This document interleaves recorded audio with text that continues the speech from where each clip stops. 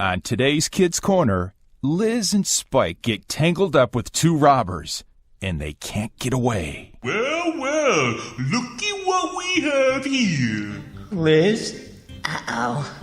Look, guys, just let us go. We won't tell anybody. Oh, we know you won't, 'cause we ain't gonna let ya. Stay tuned.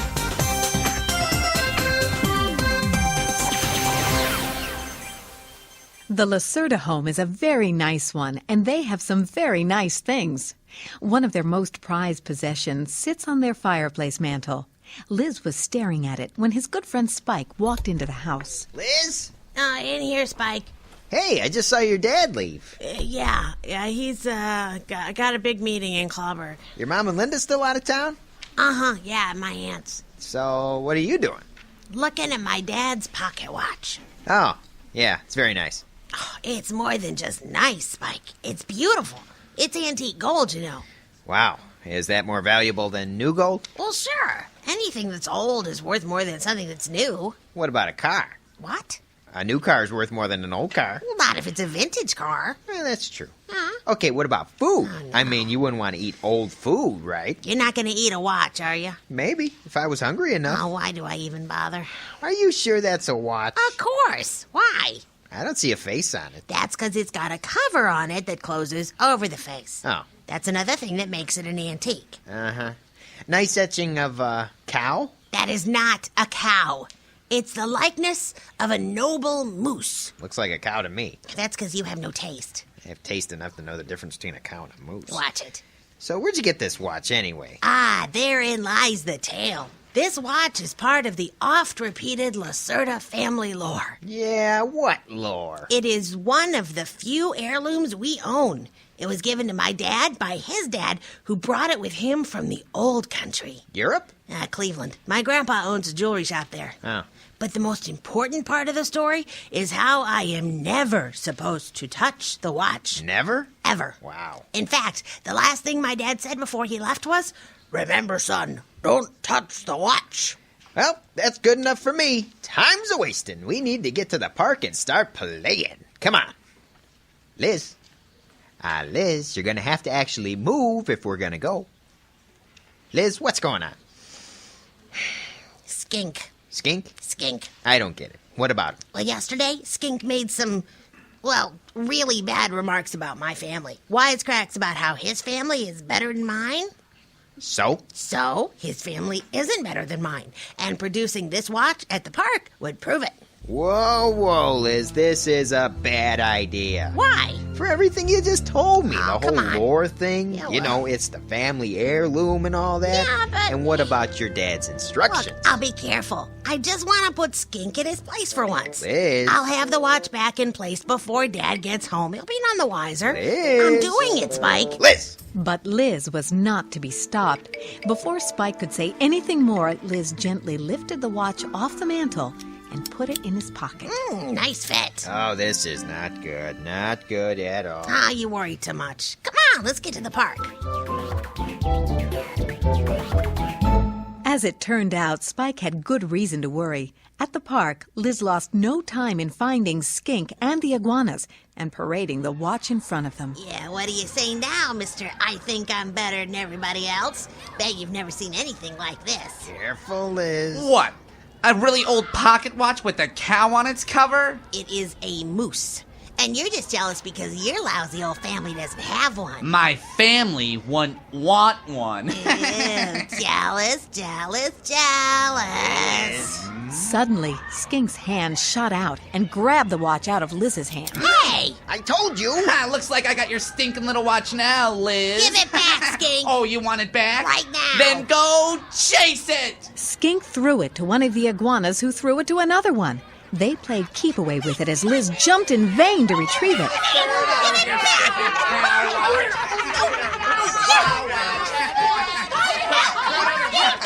The game went on for several minutes. Liz tried in vain to get back his family heirloom.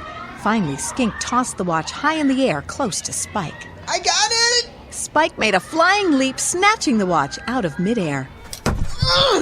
Run, Liz, run! Spike and Liz took off running, but by now, Skink and the iguanas had tired of the game. Let him go, boys. Let him have his dumb old watch. Liz and Spike went down the street a ways and turned into an alley where they stopped.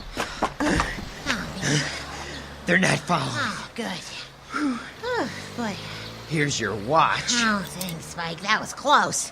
I'd better get it back home Hey, the face is open. Must have happened when they were playing catch with it. Oh, no. Oh, no. No, no, no, What? The watch. It isn't running. It's broken.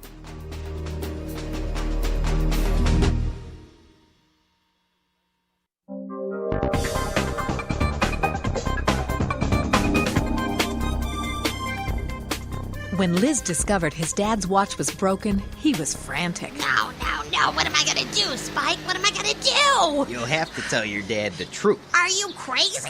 I can't do that. Why? Hello, I broke the #1 rule. Don't touch the watch. My dad'll kill me. He will kill me. Your dad is not gonna kill you. My dad would kill me. Your dad is cool. You think so? Yeah, absolutely. Just tell him. Okay, all right, okay. Well, I'll think about it. Think about it. Yeah. Meanwhile, maybe there's a way to get the watch fixed? Liz. Come on, Spike, help me out here. All right. Well, how about a jewelry store? Yeah, a jewelry store, that's a great idea. But I don't know where one is. Hey, there's a phone booth. Spike, you can't get a watch fixed in a phone booth. No, the phone booth has a phone book. We can look up a jeweler. Oh, yeah, right. They rushed to the phone booth, grabbed the book, and looked up jewelers. Here's one. Jewelry and watch repair. Reasonable rates. Oh. Sounds just like what we need. Great. Oh, wait. What? This guy's downtown. That's pretty far. Yeah, you're right. So I guess we go back to your place and wait for your dad. No way. Downtown it is. Let's go. Liz and Spike grabbed a bus and headed downtown, something Liz would have never done on his own if he hadn't been so desperate. About a half hour later, they found the watch-repairing jeweler. Sure, I can fix it. Probably just needs a new spring. I'll even polish up the cow on the cover. It's a moose. Cow, moose. Either way, it'll cost you a 10 spot. $10? You know of another kind of 10 spot? But I don't have $10. Oh, boy. Okay, I'll tell you what I'm going to do. Because you look like a nice couple of young men, I'll do the job for my one-time only discount price of $5. Ah, that's great. Thanks. Only I don't have $5 either. How about 4? No. 3? 2? Sorry. How much money do you have? Well, none. Look, kid, I'm in a charitable mood, but not that charitable. No. I've got $5. Are you sure, Spike? You'll pay me back later. If not, I know where you live. Oh, thanks, Spike. Mr. Jeweler? It's a deal. Come back in 15 minutes, I'll have it done then. Thanks. While the jeweler fixed the watch, Liz and Spike walked to a nearby coffee shop and grabbed a cold drink, which Spike also paid for. Then they headed back to the jewelry shop. Thanks again for the drink and for paying for the watch. No problem. But you know, you really do need to tell your dad what happened. Oh, I know I should. But now I won't have to. This is so weird. What is? You're starting to sound like me, and I'm starting to sound like you. Huh? What do you mean? Well, usually I'm in the fix, and you're trying to talk me into doing the right thing, the Christian thing. But this time, you're in the fix, and I'm trying to talk you into doing the right thing. Yeah, the Christian thing. It's like the roles are reversed, you know? It's... Weird? Yeah. Yeah. You know, Spike, I've been thinking, maybe I should... But before Liz could complete his statement, a truck suddenly whipped around the corner behind them, raced down the street, and screeched to a stop right in front of the jewelry store. Whoa! Oh, that was close. Liz and Spike saw 2 seedy-looking lizards jump out of the truck and run into the store. What's your hurry, dudes? Where's the fire? Quiet, Spike. There's something wrong here. Come on. They ran up to the jewelry store, crouched in front of the big window, and peered inside. They couldn't believe their eyes. Put it in the bag, old man. Okay, just take it easy. They're robbing the place. Cool. No, not cool. No, right. I mean, yeah, cool in a not cool sort of way. Yeah. Sorry. Hurry up, old man. All of it. The watch, too. Let's go. That's my watch. Liz, get down. But that's my watch. It's your dad's watch. Oh, whatever, they're stealing it. Yeah, and they're also a lot bigger than we are. Now stay down. And get the tools in the display case. I'll get the register. All right. Just hurry up. Let's go. I gotta get that watch back. How? I got it. Come on. Come on, where? The truck. What? Who are you, Super Lizard? They crawled along the sidewalk and up to the truck and then quickly hopped into the back. Are you crazy? Here they come. Liz and Spike covered themselves with a bunch of smelly burlap sacks just as the thieves burst out of the jewelry shop. Let's go. Okay, all right, get it started. Help! Police! I've been robbed! Help! Go. The thieves took off with Liz and Spike in the back of the truck. Great. Now what? They have to stop sometime. When they do, we'll wait until they're not looking and get the jewels and my watch back. Just for the record, I want to say I think this is a bad plan. The thieves drove for about an hour out of town and over a bumpy dirt road, making Liz and Spike very carsick. Finally, the truck stopped momentarily and one of the thieves got out. Hurry it up! All right. Keep your scales on. Liz and Spike peered out from under the burlap. This must be their hideout. It's near the riverfront. Watch it. They ducked down again as the thief walked back up. Okay, back it up. Liz and Spike could feel the truck back up. Suddenly, the sunlight that filtered through the burlap sack disappeared. The truck squealed to a stop and the engine turned off. Put the bushes back in front of the opening. I'm gonna take a look at the loot. Wait a minute, why can't I take a look at the loot? You can just as soon as you put the bushes back in front of the opening. Okay, that makes sense. We're in a cave. Yeah, a dark and spooky cave. Did I mention that I think this is a really bad plan? Oh, Doc. Hey, Howie, I think we need some new bushes out front. The ones out there now are looking pretty ratty. Never mind the bushes, Fillmore. Take a look at this haul. Howie and Fillmore? Yeah. They sound like a comedy act. Come on. Liz and Spike crept further back into the cave and finally came upon the thieves. They were in a small cavern. 2 other caves branched out in different directions. The thieves sat at a table lit by a gas lamp examining the jewels. Liz and Spike hid behind a rock and watched. That was a pretty easy job. Like taking candy from a baby. Yeah. There's a lot of nice stuff here, too. Oh, look, earrings. They don't do a thing for you. All right, let's get the flour barrel. We gotta get this stuff packed up and on the boat. Right. I want to be out of the country by tonight. Yeah, let's go. The thieves walked down one of the branch tunnels. When they were out of sight, Liz and Spike ran up to the table. I don't see the watch. It must still be in the bag. Oh, yeah, here it is. Liz, we should go to the police. We drove for an hour, Spike. We don't even know where we are. I do. I go camping around here. It's not that far from town. Okay, good. Then we'll take the watch back home and then talk to the police. By that time, these guys will be gone. Look, if you want to go to the police first, go ahead. I just want to get this watch home. I can't believe you, Liz. All right, then. Let's take all of the jewels. We have descriptions of the robbers, and we know what their plans are, so the police can still nab these I guys. don't think so. Huh? Liz and Spike looked up. The thieves were standing right in front of them. Well, looky what we have here. Liz? Uh-oh.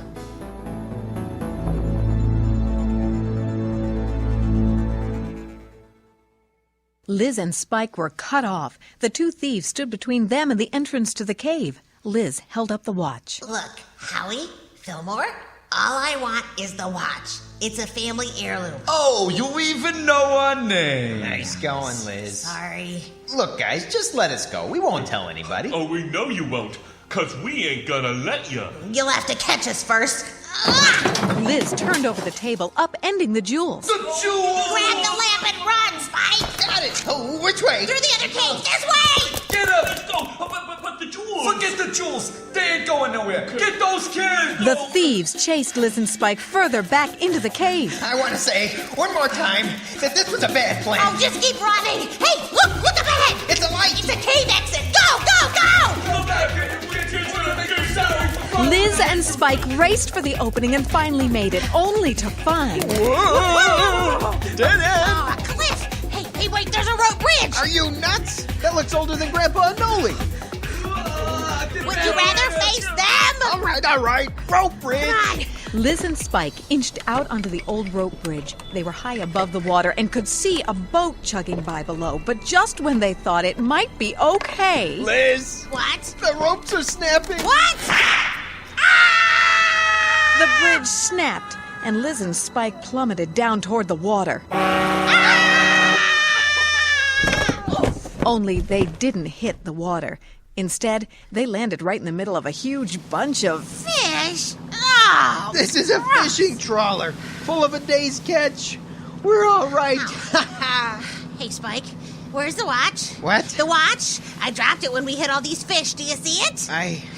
Now, come on, wait, Spike. Where's yes, it? I see it. Where? I see... Oh, no! Got it! Yeah. Is it still running? Yes, it's all right. A little smelly, but it's all right. Oh, good. Well, good about the watch. But now we're stuck on a fishing trawler headed for who knows where. An hour later, the trawler finally docked. Liz and Spike got off and discovered that they were in... Clobber. Oh, great. Just great. How are we going to get home from here? Looks pretty hopeless. Oh, and all because I disobeyed Dad's rules. Okay, you can say I told you so now, Spike. Spike? What's wrong? I don't believe it. Look! Spike pointed and Liz looked. There at the loading dock were Grandpa Anoli and Granny Gecko. They were standing next to Grandpa's truck supervising the loading of farm equipment. Yay! They can give us a ride back to our neck of the woods. Come on! Liz took off toward Grandpa and Granny and then suddenly stopped dead in his tracks. So suddenly that Spike ran into him. Ooh! What in the world? Get down, Spike, behind those barrels, quick! Liz? Shh, quiet. Why? What's going on? Look. Liz pointed through a small space between the barrels. Spike looked and saw Liz's dad walking toward Grandpa and Granny. This is a good time for you to tell him the truth. If you don't, I will. No, wait. Listen. Grandpa, Granny, thanks for bringing my glasses. I can't read anything without them. Not a problem, Harry. We needed to pick up some farm equipment anyway. I have to get back to my meeting, but before I go, I wonder if you could do me another favor. Sure. What is it? Well, never mind. Oh, come on, Harry. Now what is it? Well, I was going to ask you to check on Liz when you get back home. Check on him? Yeah, I had a funny feeling when I left this morning, like Liz was up to some sort of mischief. But I need to learn to be more trusting of Liz to give him a chance. Well, we'll be happy to do it if you want. Sure. No, that's all right. Listen, thank you both once again. I'll see you at home. Okay, Harry. Bye-bye, Harry. Well, Granny, let's get back to that equipment, huh? Right. Well, aren't you ashamed? You need to tell your dad the truth. I can't. Didn't you hear what he said about trusting me? I can't let him down now. Well, how are we going to get back home? I have a plan. Oh, no, not another plan. Follow me. About a half hour later, Granny and Grandpa were on the road home. Truck sure is sluggish with all that extra weight on it. Oh, that's understandable. It's farm equipment after all. Yeah, but it seems like there's even more weight than the equipment. You want to stop, Grandpa? No, I think we'll be all right. Okay. And they continued on their merry way, while back under the tarp with the farm equipment. We're heading home, Spike, oh buddy. We are heading home. It's about time. Yeah. A couple of hours later, Liz and Spike were snoozing away when they were jolted awake by the truck stopping. I think we're here. Oh, boy. Whew. That was some trip, huh? Sure was. Well, we better get this equipment in your barn, Granny. All right, Grandpa. How about you give me a hand with this tarp, huh? Oh, no. Tell you what, why don't you come in for a glass of iced tea first? You don't have to tell me twice. All right. Oh, phew, that was close. Yeah, too close. I'm sure glad to be back, though. Okay, according to the watch, we have 20 minutes until Dad gets home. Just enough time to get the watch back on the mantle. I don't believe this. You still haven't learned your lesson. Look, there's no time for chit-chat. Let's go. They rushed back to Liz's house as fast as they could, dodging playmates, mud holes, fences, and other obstacles on their way. Finally, they arrived at Liz's house. Okay, now, the watch goes back on the mantle. There. And no one's the wiser. Just in time, too. Here comes your dad. Okay, look natural. Liz, you have to tell him. What he doesn't know won't hurt him. Now look natural. Hi, boys. Hi, Hi, Dad. Mr. Lacerda. So, how was your day? Oh, fine. Yours? Oh, good. Well, everything seems to be in its rightful place. Oh, well, why wouldn't it be? I can think of a good reason. Shut up. Oh, I just know how much you like the watch here. But it is still there, see? Yeah. Dad turned to go, then stopped, looked at the watch more closely, and then picked it up and opened the cover. I thought I heard ticking. This is very peculiar. What, the moose? I think it's a cow, actually. But no, the watch itself. It's running. Well, of course it is. Why wouldn't it be? Because it hasn't worked since your grandpa gave it to me 20 years ago. What? I don't What? believe it. Do you know anything about this, Liz? Yeah, Liz. Know anything about it? Well, I Yes? Is there something you want to say? Well... Liz, wake up. Are you okay? Oh, hi, Dad. Liz, it's time to tell the whole truth. Well, Liz, what happened? Well, Come on, well, Liz, tell me. Well, you see, this morning after you left, Spike and I got to talking about Skink. And Skink, he really bugs me because he thinks his family is better than mine. So anyhow, I was showing Spike the watch, and he thought it was really cool. So Spike is the one who gave me the idea to take it and show it to Skink. What? 'Cause Skink is always showing off all the stuff his family has. Well, anyhow, we went to the park, and I showed it to Skink. But then Skink took it away from me, and he and the iguanas were playing keep away with it. So it was really Skink's fault. I didn't give it to him. He took it away from me, Dad. Liz. But then we got it back and got out of there.